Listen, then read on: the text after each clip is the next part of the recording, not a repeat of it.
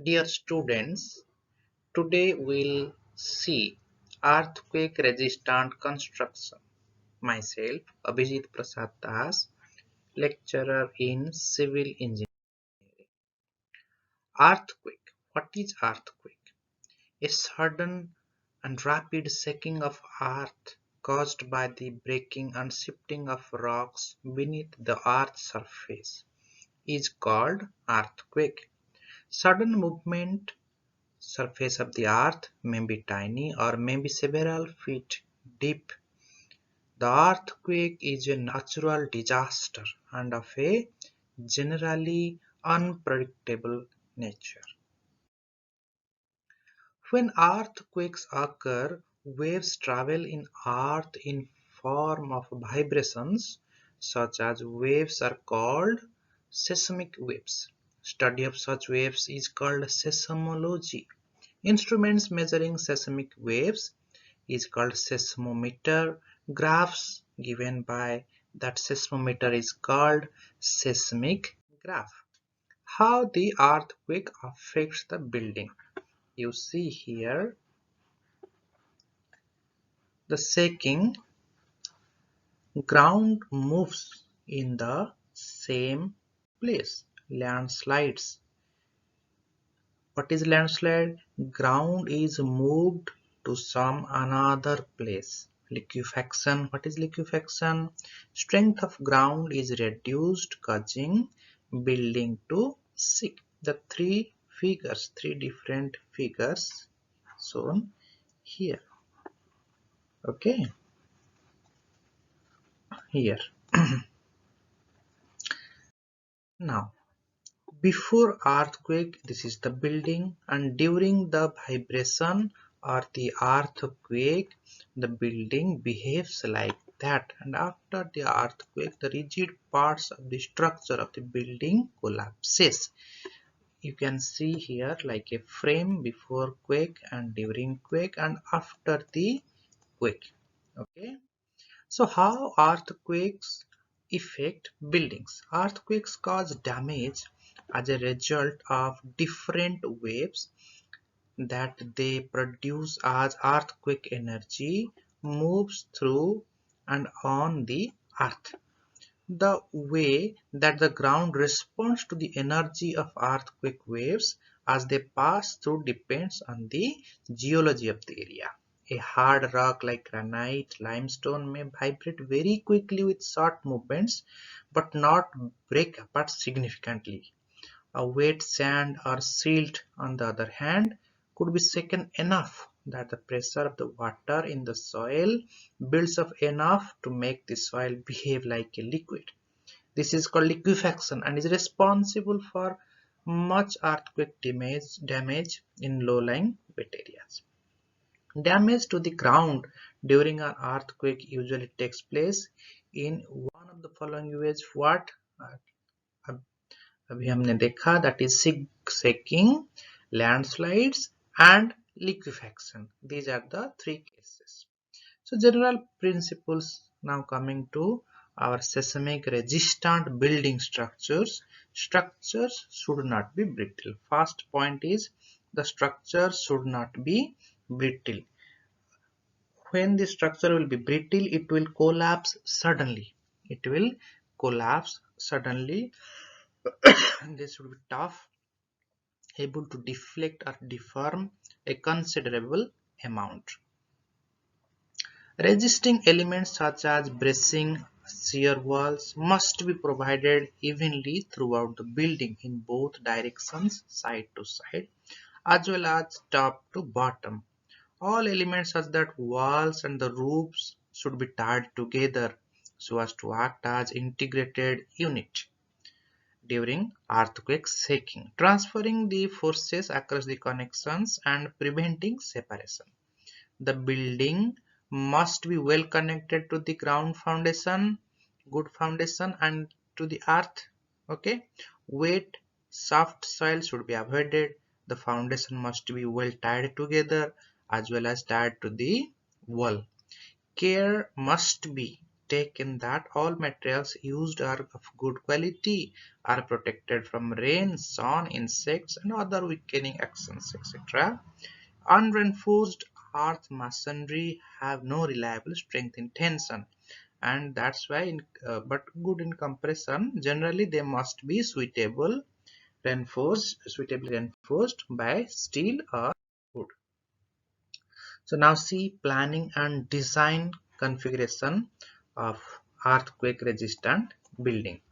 The behavior of building during earthquake depends critically on its shape, size, and geometry. So these three, while we are planning a building, planning a construct a building, we must we must look after these shape, size, and geometry. Let's see what are the size of the building. You see here, size of the building. It must not be too tall. It must not be too long. It must not be too large in plan. Okay, what is the difficulty here? You see, this is a very long building. This is a very tall building. Like this, in tall buildings, what happened with large weight to base size ratio, the horizontal movement of the floor during the ground shaking is large. In short but very long buildings, the damaging effects during earthquake shaking is more. And in buildings with large plan area, the horizontal seismic forces can be excessive to be carried by the columns and the walls. Here you see we have to provide what we have to do. What we have to do for a better earthquake resistant building. Now we have to follow simple plan. We have to follow simple plan. Then corners and curves जितना ज़्यादा रहेगा we have to avoid. So we have to avoid corners and curves. Okay, and we have to provide separation joints. You see, this is a building like this L-shaped building. Okay, so now it has a corner here. It has a corner. It has a corner. Okay, so we can make it like separating the flanges like this. We can make it a separation. So this area is called separation joints. We can break, we can apart the L shape into two rectangular shapes like this. Is an horizontal layout of buildings with simple geometry in plan perform well during strong earthquakes. Simple geometry like a rectangular shaped building is simple geometry. A square shaped building is a simple geometry, but an eye shaped building is not simple. Okay, it is a complex or composite. Okay, like this. So so buildings with re-entrant corners like U, V, H plus shaped plans sustain significant damage. They are complex structures now. The bad effects of these interior corners in the plan buildings are avoided by making the buildings in two parts by using a separation joint at the junction. So as I said, if it is a L-shaped building, make it two rectangular structures. Okay, it will be simple. Yes. So vertical layout of the building. Now you see here the vertical layouts, projections. This you can see here a slopy ground on a slopy ground. Okay, so here you can see there is a discontinuous column. Okay, so these are the dangerous area for in case of earthquake. Adjacent buildings, if the what is written, if the gap between the two buildings are less, while shaking the buildings will collide apart, collide with each other like this.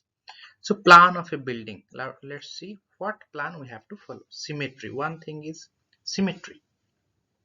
The building as a whole or its various blocks should be kept symmetrical about both the axes. Asymmetry leads to torsion during earthquakes and is then dangerous. Symmetry means both side of the axis will be same mirror image. Okay, so symmetrical होने से क्या होगा, torsion will not be there while there is earthquake vibration. Symmetry is also desirable in the placing and the sizing of the door, windows, openings, projections as far as possible. Regularity, what regularity? Simple regular shapes have to follow, like rectangular shape, square shaped, yes, with less least projections. You see, this is a building. I'm drawing a building. You can see this is a rectangular building. Okay, but one of the roof is projected, here is projected. So these are the projections which making this structure irregular. Separation of blocks, what I said now, separating the large buildings into small parts, small rectangular shapes. Thank you. So as we know what is earthquake resistant building, so by learning this chapter you will face the plan of the building, the uh, required for your earthquake resistant construction, okay, and the building configuration, okay, principles of building configuration for earthquake resistant construction. So these are the questions you will face. Okay, thank you so much. We'll see in the next video. Thank you.